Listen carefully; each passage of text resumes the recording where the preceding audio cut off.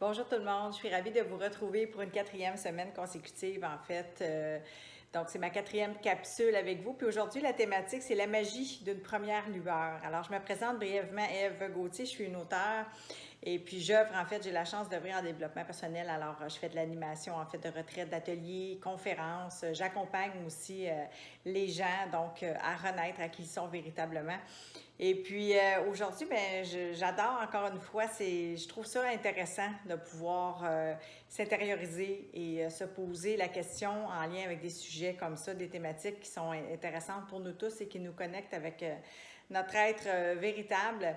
Alors la magie d'une première lueur, ben, ça peut vouloir signifier énormément de choses, c'est-à-dire énormément d'avenues, il y a plusieurs domaines.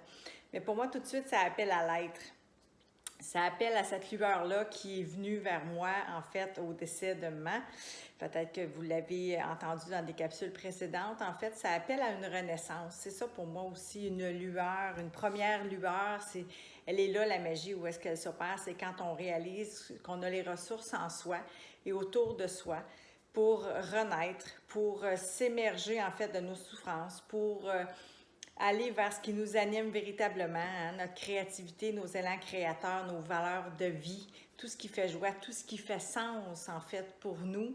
Pour moi, c'était ça. C'est ça en fait la prise de conscience, hein, l'étape 1 toujours pour aller ensuite enclencher ce processus-là, amorcer ce chemin-là petit pas par petit pas pour donner vie à ce qui est là, à ce qui nous anime véritablement.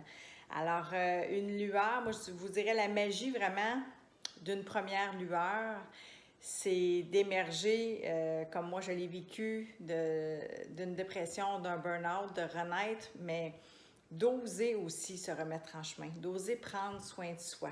Alors, de nourrir cet espoir-là, que c'est possible, qu'on ne sait pas nécessairement parfois ce qui nous attend devant sur ce chemin-là, mais de nourrir cet espoir-là. Alors, c'est parfois juste de l'entrevoir, cette petite lueur-là, mais de souffler, je l'avais dit, je pense, dans une précédente vidéo sur les braises, pour pouvoir raviver un peu cette flamme-là, hein, en lien avec le feu sacré, la foi qui va nous habiter, qui va nous porter aussi.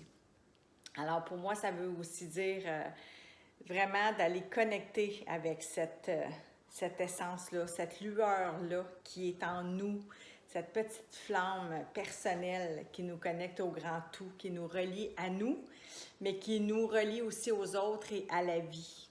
Alors, je trouve que c'est vraiment magique, justement, que de vivre ainsi. Puis j'aurais envie en fait, pardon, de vous donner des clés un peu pour vous aider justement à la mettre en place, un peu en tout cas en fait, à enclencher ce processus-là à titre de développement personnel, de nourrir cette lueur-là pour la voir grandir. Alors moi, je vous dirais que c'est certain que tout ce qui est intériorité, se reconnecter à soi, peu importe que ce soit par la nature, que ce soit par les loisirs, d'aller prendre une marche en nature, d'aller faire simplement de l'observation, d'utiliser nos 5 sens aussi, souvent, ça va nous aider à nous reconnecter vraiment à notre être et au grand tout, comme je le disais. Alors, utiliser ces sens, ben, c'est tant observer cette magnifique nature qui nous entoure, et puis ressentir, en fait, sentir plutôt les odeurs, aller vraiment même ressentir le vent sur sa peau, aller se reconnecter à tout ça, je trouve que c'est vraiment puissant pour non pas seulement aller nourrir au niveau rationnel, mais bien ressentir au niveau émotionnel, tout le vivant en soi. Pour moi, ça, c'est hyper puissant pour se reconnecter vraiment à qui on est et à faire une place à ce que la magie opère dans notre vie. Alors, je vous inviterai aussi, bien sûr, à utiliser le papier-crayon. Pour moi, c'est même prouvé maintenant scientifiquement, comment est-ce qu'on peut avoir une connexion plus puissante, une retenue même au niveau psychique lorsqu'on va faire des écrits. Alors, puis en plus, ça permet d'extérioriser ce qui est là. Ça permet même d'avoir un recul face à ce qu'on aurait envie de manifester dans notre vie. Alors, de laisser place à cette magie-là, à cette créativité-là.